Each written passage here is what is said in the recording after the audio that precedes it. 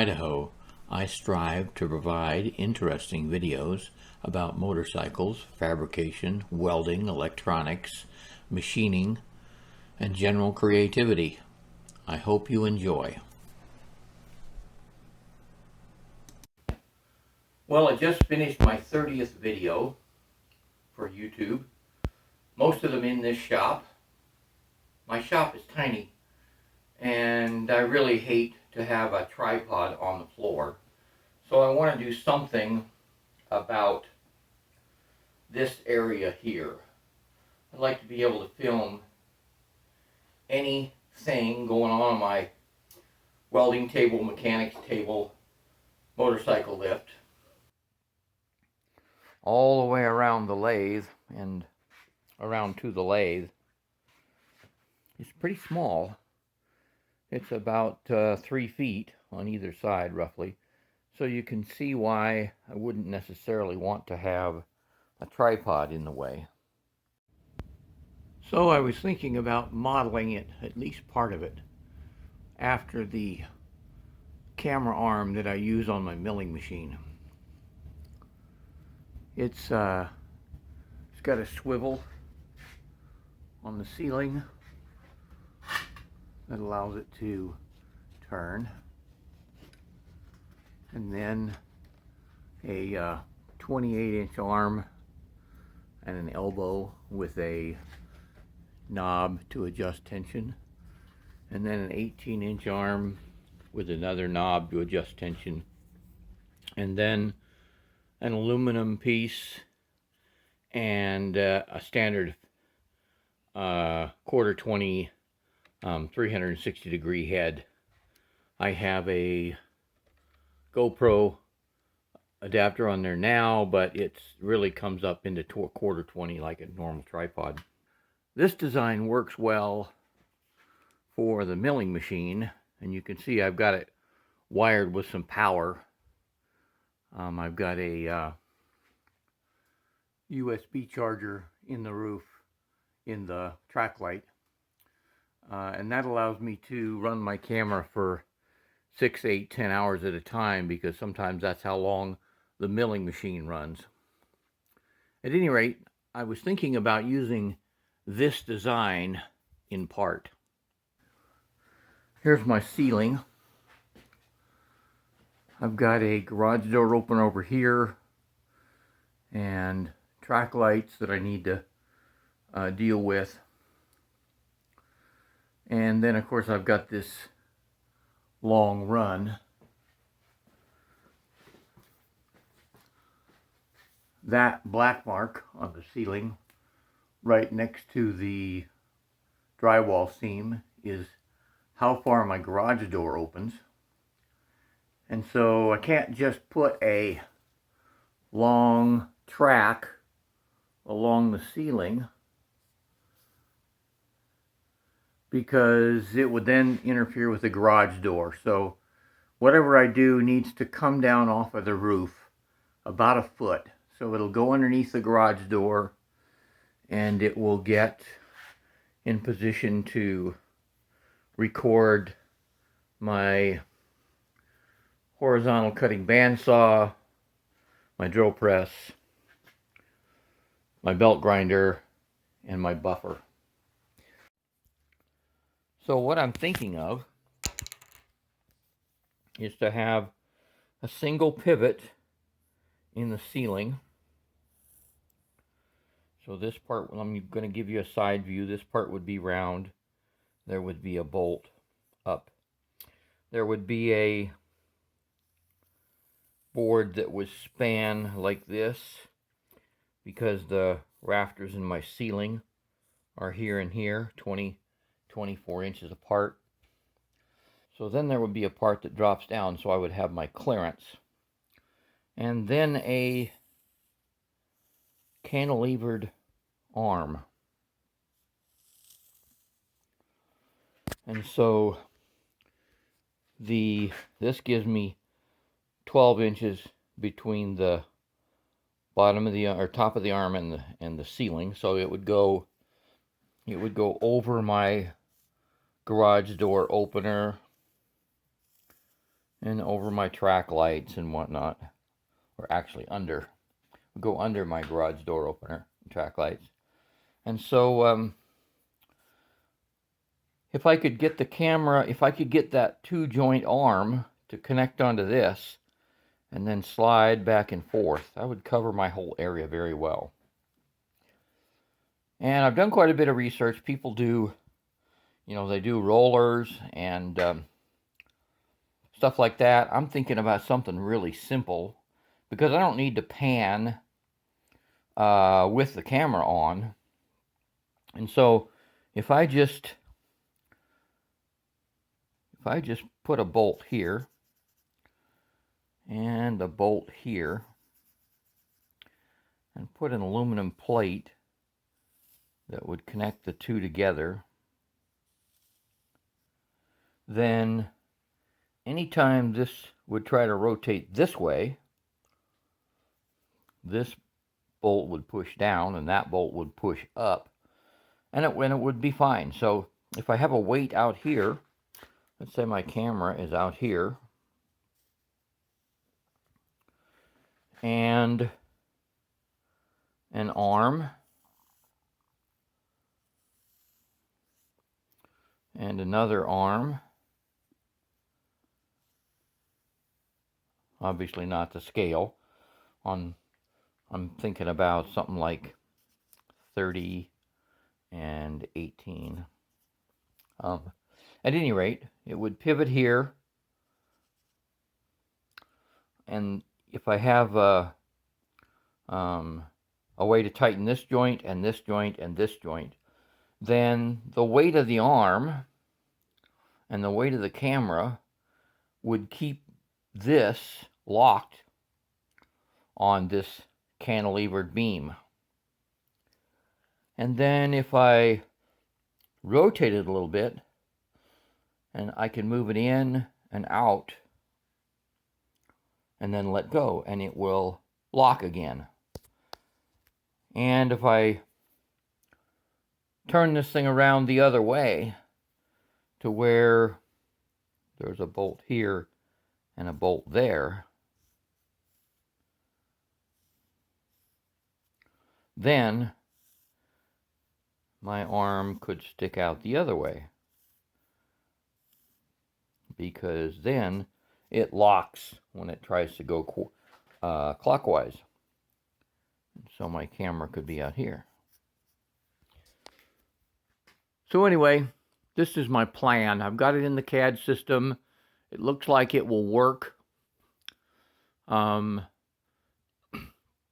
of the things I was concerned about is how big this arm needs to be.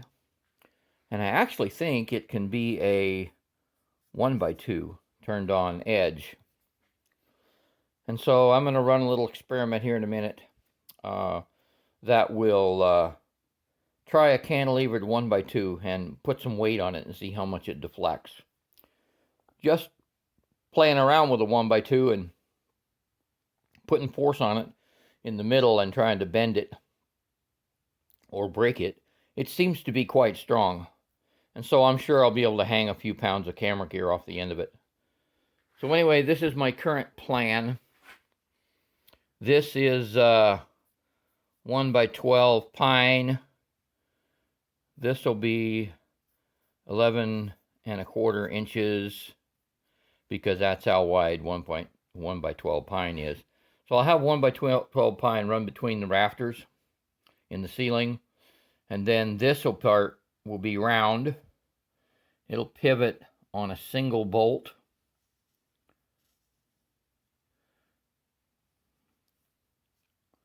We'll put a carriage bolt in there. These will be 1x8s. There'll be 2 of them, and then they'll come down, and we'll have some wood glue and screws that hold it together. And then this arm will be cantilevered.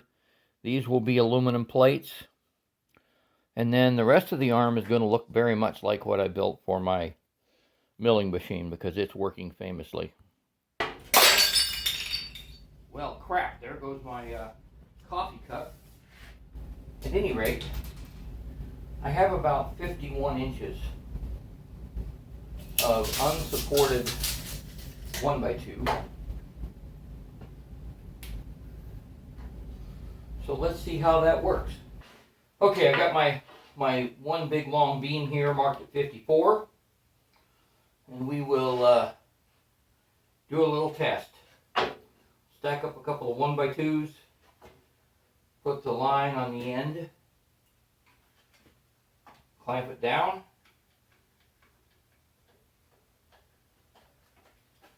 clamp down this end.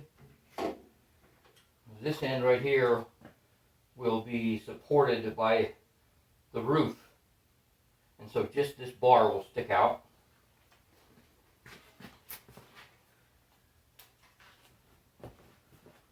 All right, we are right now 1 3/4 from the tabletop. I got this 8-pound exercise weight. Certainly it weighs more than any camera gear.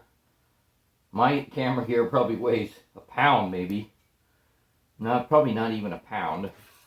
But anyway, under 8 pounds, we have 1/2 inch. So it deflected 1 1/4 inches. It's not at risk of breaking. So even if I have 8 pounds sitting out here, I think this 1x2 will support it. So we're going to build one. Okay, it's build day. I've got my plans all done. I got detailed drawings of all the parts, all the dimensions, and here's what we're building. Basically what I drew on the table the other day. I dug some 1x8 and 1x12 out of my stores. I've got a long 1x2 that we did our experiment with yesterday, and a couple shorter pieces. This is 4 by 3/16. We'll make the beam gripper out of that. Got some 1.5 inch angle that we'll make the camera mount from, and here's a piece of 1.5 by 3/16 that we'll make the elbow from. It's 38 degrees outside, so I've got my cutoff saw set up in the shop, and we'll probably make a mess. And so it's 50 degrees in here. It's 38 or 36 outside, so we'll see how it goes. I got my tripod set up here for filming some of the things, and so you can see why I would not want it to be in the aisleway. Since I have a full set of plans with dimensions and everything, I can just go through and cut everything to the right size and not have to worry about whether it's going to work. That's the beauty of CAD systems.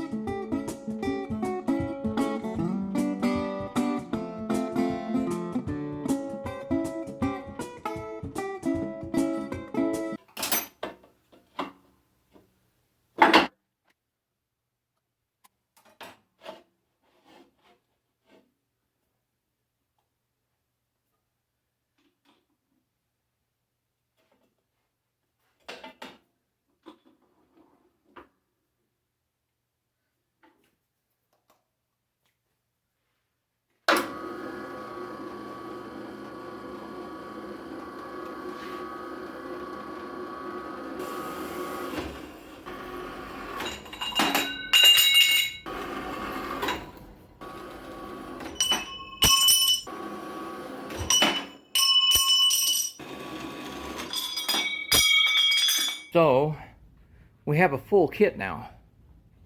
This is the piece that spans the rafters. This is the piece that swivels on a single bolt. We've got some cantilevered beam grippers. These two things will make up the elbow. Here's the short arm, the long arm, and then we have the cantilever beam.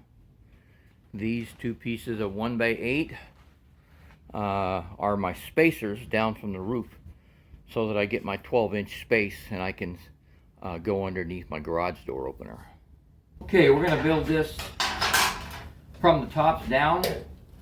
So this is the piece that will span the rafters in the roof.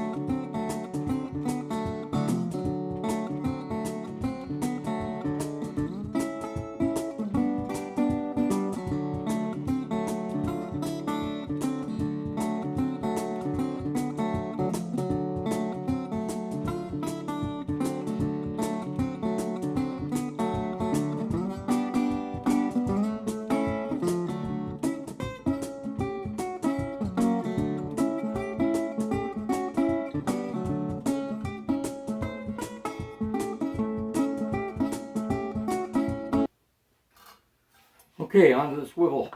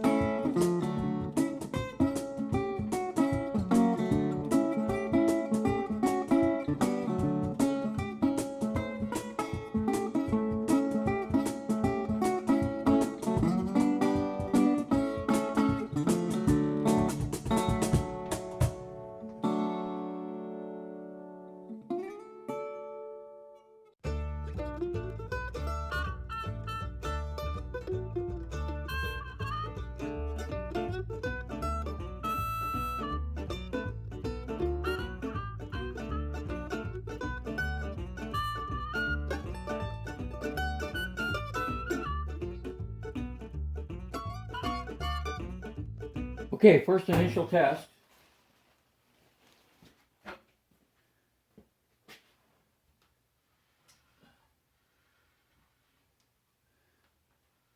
Hard to reach, but I won't be reaching that part. So the good news is it swivels. It goes underneath everything. And it's pretty long. Okay, here's a better picture of the swivel and how it turns. But what I wanted to show you was why there's little round holes in the side. And the reason there's little round holes in the side is because that gives me a way to get a wrench on my swivel bolt. This is a temporary setup. I'll use a lock nut when I put it up for real, but this hole down here is just for symmetry or decoration or whatever. Okay, it's time to make some arms.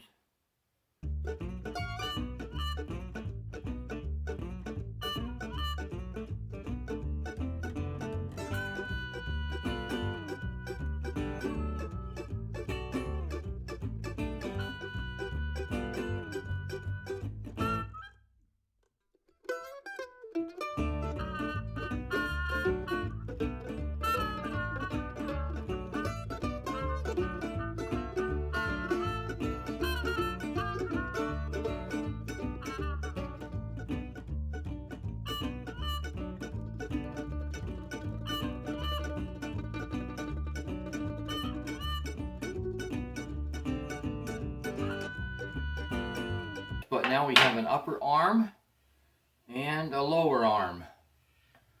Next is to build the piece that grips the cantilevered beam and the piece that the camera attaches to. Okay, I got a few things to finish up on my camera ceiling mount, but I've got my Indian Scout cup on my original shop coffee heater, so life is good.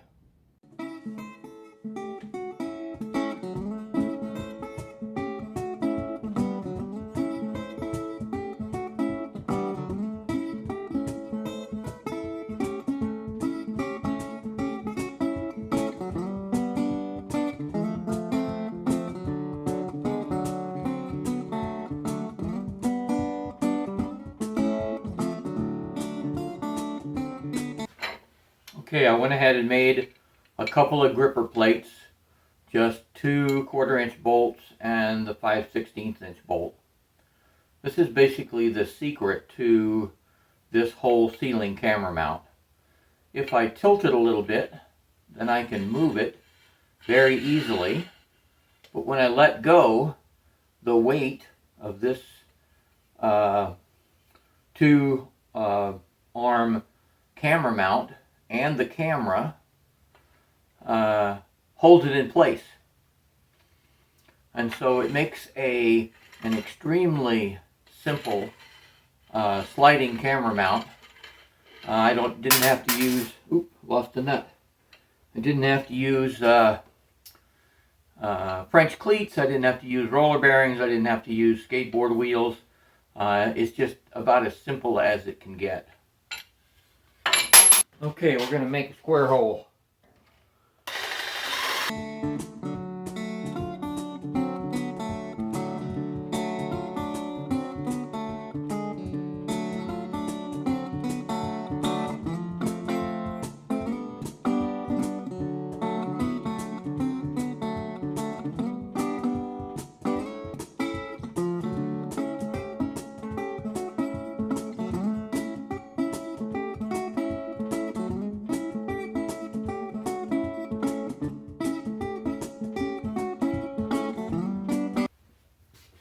Okay, last piece to make.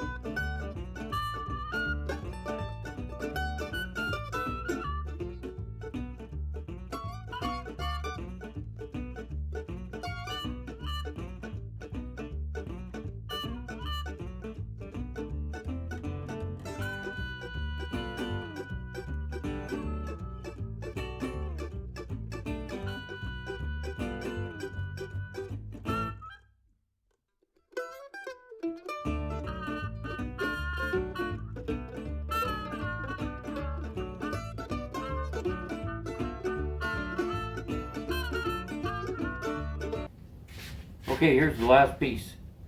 This is the piece that mounts the camera.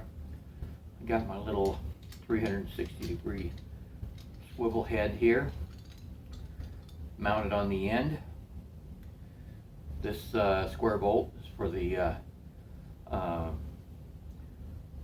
carriage bolt that allows me to lock it. So we have all the pieces made. Okay, we're done. This is a setup to take a picture of my metal cutting bandsaw, which is about as far away from the pivot point as my buffer and belt grinder and drill press. So you can see that I've still got about 15 inches of cantilever beam that I could use if I chose, so I can go out even farther. And of course we can go in easily. We just lift and slide.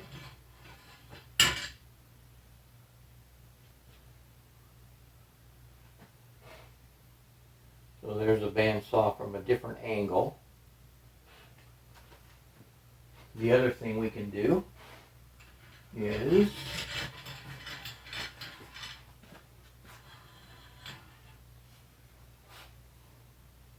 turn it around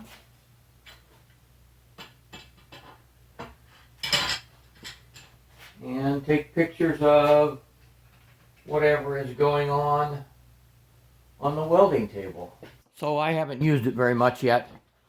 I took a few looks through the viewfinder in various places, but I think this is a grand success. It does indeed go underneath my ceiling lights and my garage door opener. And I could use it to take pictures of the milling machine or the lathe or whatever.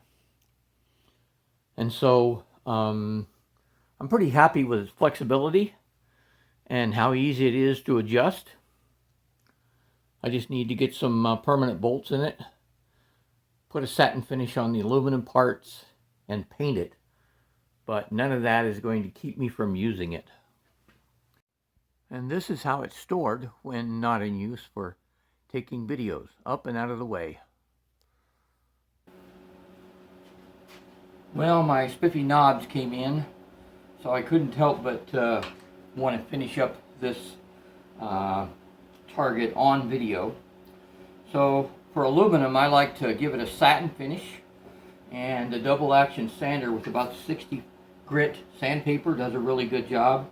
This one's got Sharpie marks on it. It's got the original identification marks for the type of aluminum, and it just disappears.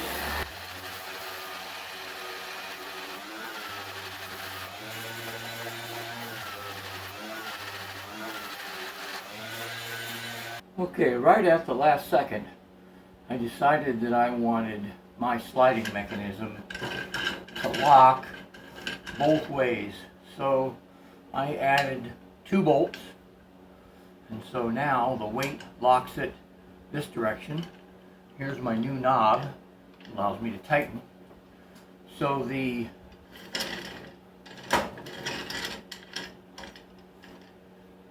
weight locks it that direction, and now the weight locks it this direction. But it still slides as needed. This isn't my real stick. This is one that's been out in the weather. And so now you're up to speed, and I can go ahead and post this video. Thanks for watching. Let me say again, free plans are available via email. Just send me an email. You can get my email address from YouTube's my YouTube homepage. And goodbye from Idaho. As usual, if you like or dislike my video, please select the appropriate button and let me know why. I really appreciate comments, and I will answer every one. If you're new to my videos, please select the subscribe and the notification bell to get more videos like this.